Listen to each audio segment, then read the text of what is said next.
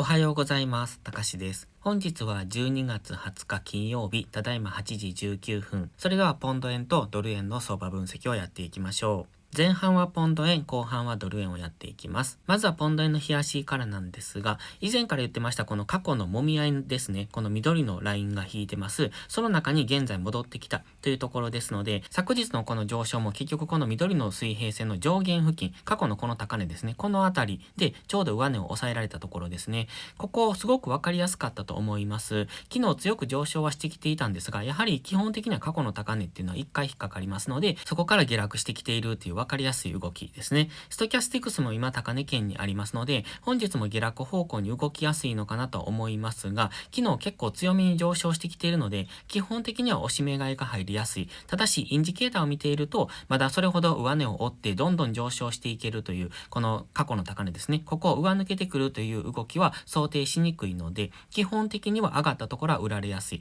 でも下がったところは底堅い動きをするという風な、そんな相場だと考えておくといいと思います。では4時間足です。とは言いましても4時間足上昇トレンド中です。GMMA の青帯上向きですので、下がったところを買っていくという、そういうトレードがいいと思いますが、今までの動きを見ていると GMMA 付近からの上昇、ここもここも、そして昨日もそうですよね。ということはここまで下がってきて、ここからのこういう上昇、こういう動きをイメージしておきたい。つまりまだ下落余地があるっていうことですね。本日はまだ下落方向に動くかも。4時間足ストキャスティクスも、日足のストキャスティクスも高値圏。なので、まだもう少し上値は重い展開が続くのかなというふうに考えております。では1時間足です。そんな中で1時間足はちょうど GMMA に接触してきましたね。ただ4時間足の GMMA との距離もありましたし、ストキャスティクスも4時間日足ともに高値圏ですので、そう考えると1時間足今 GMMA で引っかかって、一旦の上昇はするかもしれませんが、もう一回こういう深い下落をしてくる可能性がありますので、もちろんこのまま1時間足の上昇トレンドが継続して上昇していくということも考えられるので、こういう動きも考えられるんですが、上位足のインジケーターを見ているとちょっとこの動きっていうのは考えにくいのかなと思いますので、どちらかというと一旦は反発するけれども、もう一回深掘りしてくるという、そういう考え方を持っておく。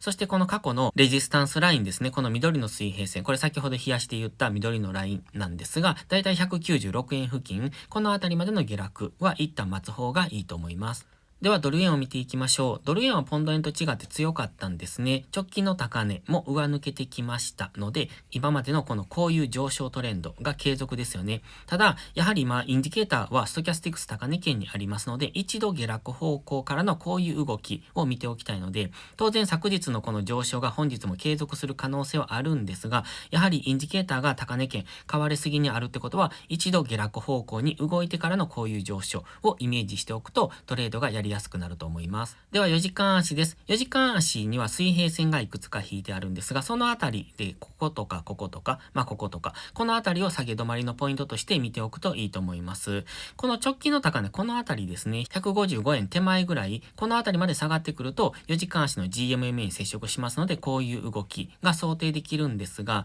今の段階でそこまで下落するかっていうと、ちょっとそこは微妙なのかなと思いますので、先ほど言った水平線ですね、このあたりでの反発を、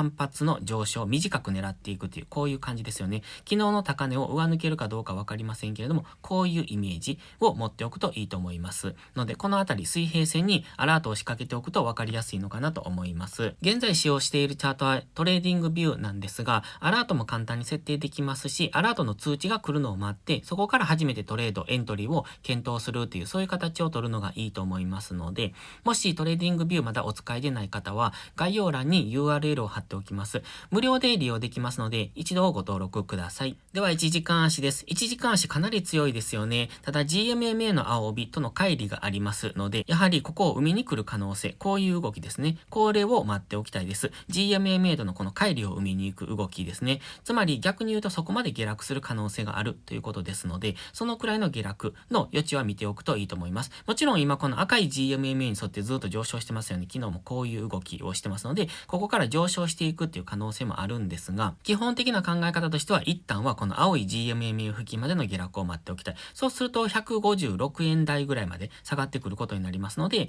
深く入ってくれば156円の前半ぐらいまで下がってくることになりますので、そのあたりまでの下落を待って次の上昇に乗っていくっていう、そういう考え方を持っておくといいと思います。インジケーター4時間足も今1時間足も下落中、ストキャスティクスは今下落中ですよね。4時間足はちょうどインジケーター、ストキャスティクスは高値圏にありますので、やはりここから買っていくというよりは、本日は一旦の押しを待つのが安全です。それでは本日は以上です。この動画がわかりやすいと思ったら、いいねとチャンネル登録をお願いします。そして最後にお知らせです。ノートのメンバーシップ会員を募集中です。毎朝更新の相場分析に加え、週末にはわかりやすいスキルアップ動画を投稿してます。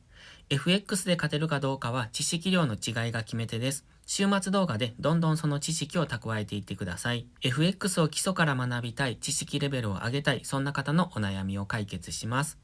ノートでは有料マガジンを含め複数の視聴プランをご用意してます。